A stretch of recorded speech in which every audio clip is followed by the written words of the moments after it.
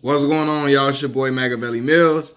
So I was watching Boxingwave. That's a boxing channel that I look at for boxing news and boxing perspective on things. I like to get a different perspective from different channels about fights that I watch because I like to see what other people think besides myself. And so he made a video talking about, I think he went to go see one of the Dragon Ball movies that came out, one of the Dragon Ball Super movies that came out, and everything like that. While I'm not familiar with Dragon Ball Super at all, I'm not familiar with anything really past Dragon Ball Z. But I wanted to talk about like how I even because when he was talking about Dragon Ball and talking about like his childhood and how it I guess how it made up his childhood, it brought up like old memories for myself. I remember my introduction to Dragon Ball Z. I was probably 6 years old, I think. I was at my aunt's house. My aunt was living in the Robert Taylor project building. She was living on the 15th floor in 5100. And her son, her oldest son was watching Dragon Ball Z. And I remember sitting, I'm looking like, man, this look interesting. I see a dude transforming into a gorilla. And I thought it was pretty cool. I thought the animation was dope. I thought the powers, I thought all of the super strength of the kid on there, Gohan, I thought all of that was dope. And so I'm like, man, what is this? And my cousin told me it was a cartoon called Dragon Ball Z, which is anime. I had no idea what the story was about, but all I know was when I saw it, it just held my attention the entire time. I was captivated by what I saw.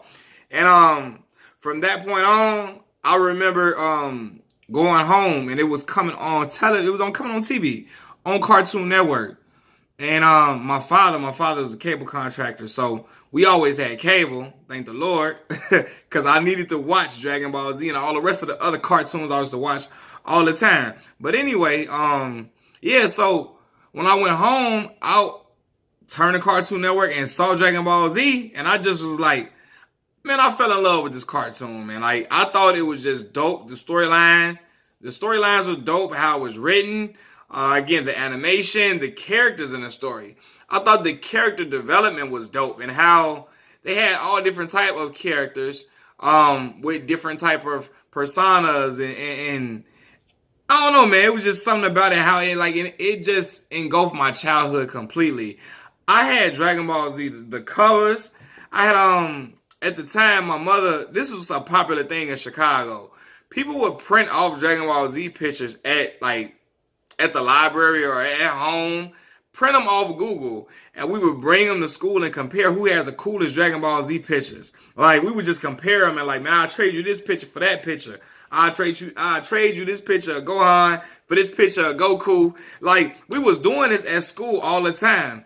And I remember we was at the flea market, the Swap-O-Rama flea market. If anybody live in Chicago, they know about the Swap-O-Rama flea market in Alsa.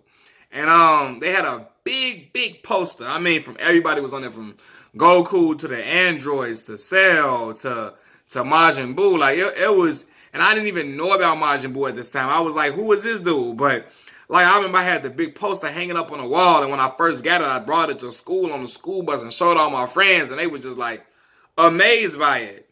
And so yeah, but anyway, around the time when we were bringing Dragon Ball Z pictures to school, I had my mom. My mom printed off me some Dragon Ball Z pictures at work. That's how much my mama loved me. Printed me off Dragon Ball Z pictures at work. And I would cut them out and tape them to my wall. So I had Dragon Ball Z pictures all on my wall.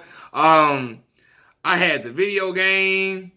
And I would watch it all the time. It used to come on. Toonami was a program on Cartoon Network that would show Dragon Ball Z. And I would be in front of this TV every single day watching Dragon Ball Z, eating some cereal, eating some noodles, because we used to eat I still do eat the ramen noodles all the time. We used to call them ramen noodles in the hood. You know, I didn't know it was called ramen until I got older.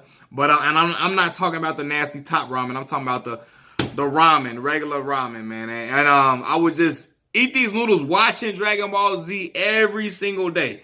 Watching them for a new storyline, new character introduction.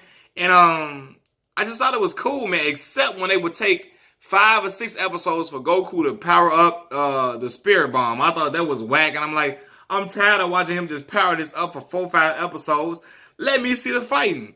But the action was dope. I liked how, like, Vegeta never ever broke character. He was always this hard-nosed, ruthless, relentless guy. And he was proud in his heritage as a Saiyan. I thought all that stuff was cool. But I remember when I first saw it, I knew I couldn't take my eyes off of the screen. So as I got older, you know, the storylines developed. They went past the Namek saga. The first one I saw was the Saiyan saga, when Raditz first came, and then when Vegeta and Nappa came. Then the Namek saga with Cell. Not with Cell. The Namek saga with Frieza. Then the Cell game saga, that was dope. Majin Buu saga. But the most underrated saga to me was the Garlic Jr. saga. I thought the Garlic Jr. saga was dope. Outside of the corny names from the Spice Brothers that they had, that Gohan and them was fighting, I thought that was one of the most coolest storylines, and I think a lot of people don't like it. But to me, it's dope because it didn't involve Goku trying to come and save the day. It was the sub characters, like guys that you normally don't see get that much shine in the later, as the series progressed, like Krillin. Like Krillin and Piccolo was really getting busy, and Gohan was like the star of the whole entire saga, and he basically saved the day. They outwitted Garlic Jr. to basically save the day and to stop evil from spreading. And I thought that was cool because I was just tired. Like, you know, you always see Goku just come save the day. Everybody's beaten and battered, and he come and just rescue everybody. But yeah, man, when Boxingwave was talking about it, I just remember how I was feeling at the time. Like, I remember I had what you call it, the little, what was it, like the little anime comic book thing with like, yeah, like Goku and them in it. It was cool, man. It was cool. But yeah, I remember all of this. I remember my mother, and my mother was all for it. I mean, I had some characters on my cake, all of that, man. And that's, to me, and I was a child then. I'm like 7, 8, 9. And it just shows the importance of children really having a childhood and their parents fostering their childhood. Like, my mom knew I was into this. She would print these pictures out for me, help me cut it out, put it on my wall, buy me the little the bedspread with Goku and Gohan on it. She would you know, her and my father, my pops would buy me the video games when I had good grades, or not even good grades, because I always had good grades for the most part. My pop said, and my mama and my pop said that was something I was supposed to do. But when Christmas time came, they rewarded me with the Dragon Ball Z video games and all that type of stuff. But man, like, I remember, like, this show was just like every young boy in my school, in my elementary school, Turner Drew Language Academy, 9300 South Princeton in Princeton Park. Shout out to everybody that went to Turner Drew in the Shy. But yeah, like, every young man in my school was like, from kindergarten to 8th grade, all was into it. And we would all just come and tell each other every time a new episode came out, we get on the bus, talk about what happened and what we think was gonna happen next. And like, we would talk about if somebody had the game, people would be trading games just to see this one. I remember when what was it? Budokai, like the first one came out. And everybody was just anxious to see what it was gonna be like. And we would trade some people would trade games with each other. We would do that. I remember Budokai too. My homie Kiefer's brother, James, had it. And JJ let me borrow that. And I let him borrow some Devil May Cry, something like that. But anyway, yeah, like I remember that whole time. After, what was that? The Majin Buu saga, I like fell off from it. I got into other things in life, like other stuff that I love, like sports and girls. So my interest in Dragon Ball Z waned, and then I thought the GT storyline, I didn't really like it. Goku was a little boy. I didn't like that at all. Only thing I really liked that came from the GT saga was the Super Saiyan 4 transformation, which I think is the coolest Saiyan transformation, period. I thought that was the coolest thing at all, bar none. So, but yeah, I know this is a different video from what people are used to me making. I know a lot of y'all not even into anime or nothing like that. Anyway, probably that follow my channel or subscribe to my channel. But Boxingwave made that, and I just thought about how I used to be. Like, I remember they used to drop the Toonami would air the different Dragon Ball Z, the Dragon Ball movies. And I had never saw these movies, so they did the one on Cooler, one on when Gohan was fighting the androids, one on Goku's father Bardock. They had all these different the movies that I never even saw in my life because I never went to the stores to go buy the movies like Boxingwave said he did. I never bought the movies. I just would watch it on television all the time, watch it on TV, and be glued in front of it after school. It would air like 4 o'clock, 4:30, 5 o'clock, something like that. 4:30, no, 4:30 was like 4 o'clock was Dragon Ball time, 5 o'clock was Dragon Ball Z. And yeah, man, I just remember that. And